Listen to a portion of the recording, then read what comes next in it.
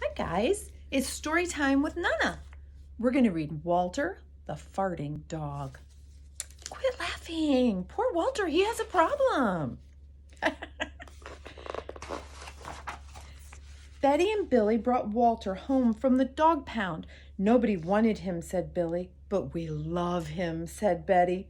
Well, he smells awful, said his mother. I think you better give him a bath. Do you think he's cute? He's kind of cute.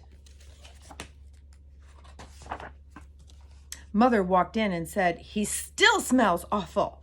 And that's when they got the first clue, the telltale bubbles in the water. He's probably just a little nervous, said Mother hopefully. His stomach must be upset. But Walter's stomach wasn't upset. Walter's stomach was fine. He felt perfectly normal. He just farted a lot.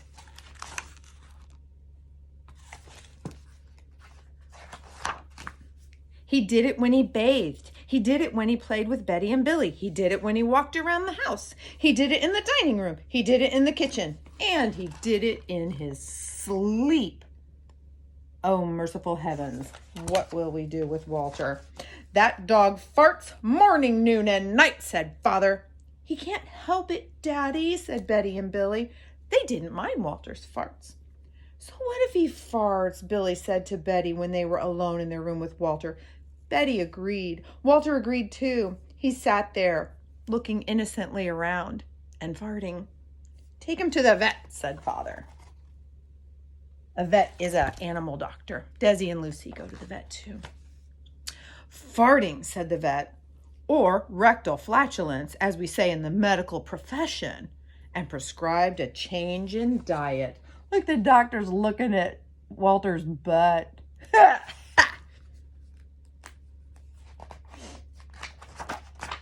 They gave Walter every kind of dog food. He farted.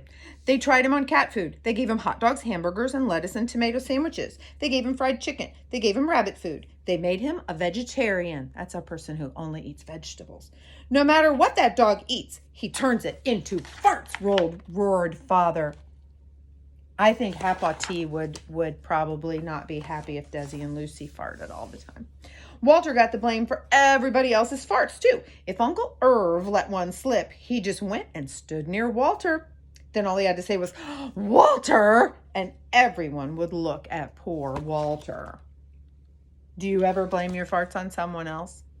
I do.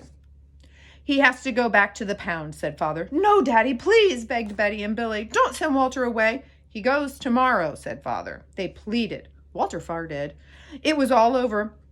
That night, Betty and Billy cried in their beds, and Walter looked at them unhappily. Oh, Walter, said Betty, you've got to stop farting, because Father is going to send you back to the pound tomorrow, said Billy. They're very sad. No one wants to lose their doggie. Walter knew how serious the situation was. He'd never see Betty and Billy again. He resolved to hold his farts in forever. When Betty and Billy fell asleep, he walked down to the kitchen to see if there was anything around to eat. He managed to open the cupboard door with his nose and found the 25-pound bag of low-fart dog biscuits the vet had prescribed for him, which made him fart more. Even though he knew they made him fart more, he couldn't resist. He ate the entire bag. Very tasty, said Walter to himself. And then he went and laid down on the sofa. A gigantic gas bubble began to build inside him. Gas bubbles are what make you fart. This is going to be trouble, he said to himself nervously. He was afraid of what might happen if he let it go. He thought maybe the house would explode, so he kept it in. It wasn't easy. In fact, it was torture. But he had resolved never to fart again. His future depended on it. As he lay there with his tail wrapped tightly between his legs, he heard a noise at the window. Oh, he looks very uncomfortable, doesn't he?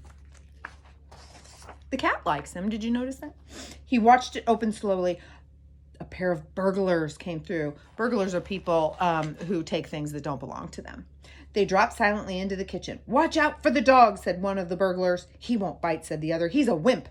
Walter may have bitten them, except he was so filled with gas he couldn't move. They tried a rag around his snout so he wouldn't bark. Okay, whispered the first burglar. Let's clear the place out. They took everything they could get their hands on. Walter wanted to stop them, but he was having unbearable gas pains. He rolled on his back and waved his paws in the air. He gnashed his teeth. We've got it all, said the second burglar. Let's go. Those are bad guys.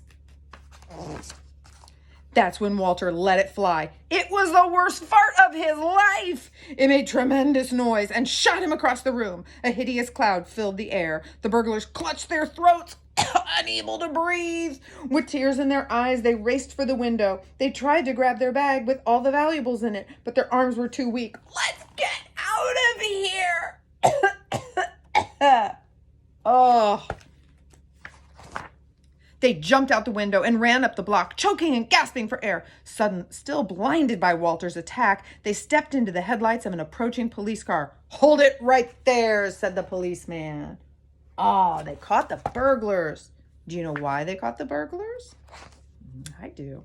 When Father and Mother came down in the morning, they found the open window. They saw the bag with their valuable things in it, and Walter was sitting beside it. He still had the rag tied around his snout. You'd have to say he looked heroic. "He saved the silverware," cried Mother. "He saved the VCR," cried Father. A VCR is like you watch movies with it. They don't exist anymore. Well, your dad may have one. "Good dog, Walter. You're our dog, even if you fart all the time." And so the family learned to live with Walter, the hero dog. And that's the end of our tale. Thanks for having story time with me. I love you. I miss you. Bye-bye.